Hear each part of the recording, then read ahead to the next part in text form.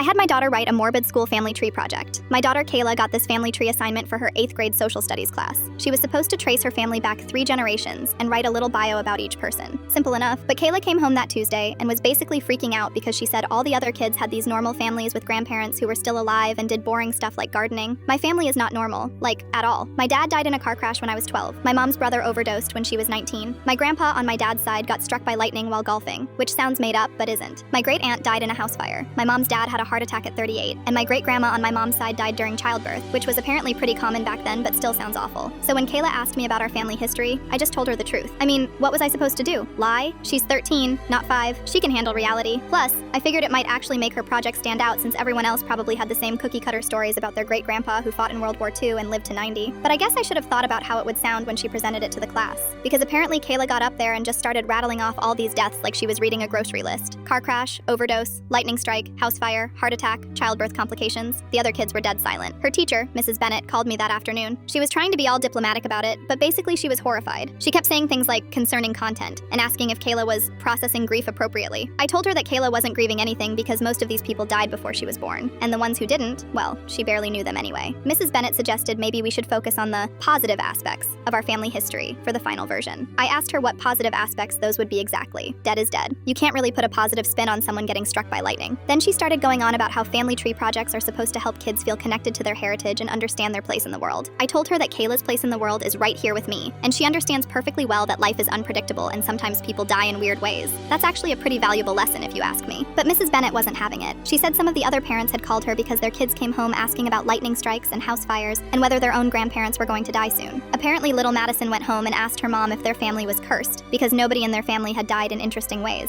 I almost laughed at that. Our family isn't cursed, we just have bad luck. Or really good stories depending on how you look at it. My great-grandpa who got struck by lightning was actually winning the golf tournament when it happened. He died doing what he loved, in first place. That's not exactly tragic. The whole thing got even more ridiculous when Mrs. Bennett suggested Kayla might benefit from talking to the school counselor about death anxiety. I told her that if Kayla has death anxiety, it's probably from watching too many true crime documentaries on Netflix, not from learning about her dead relatives. Plus, Kayla thought the lightning story was cool, not scary. She asked me if it hurt and whether he got superpowers first. Finally, Mrs. Bennett just asked if we could tone down the family tree for the final presentation. Maybe focus more on what people did for work and less on how they died. I said sure, but that was going to make for a pretty boring presentation since half of them didn't live long enough to have very interesting careers. Kayla ended up redoing the whole thing and making it super bland. Great-grandpa became a golf enthusiast who passed away unexpectedly. The overdose became died young from illness. The house fire became died in an accident at home. It was technically true, but completely boring. She got an A on the final version, but she was mad about it. She said her original version was way more interesting, and that Mrs. Bennett was being weird about death. I agreed with her.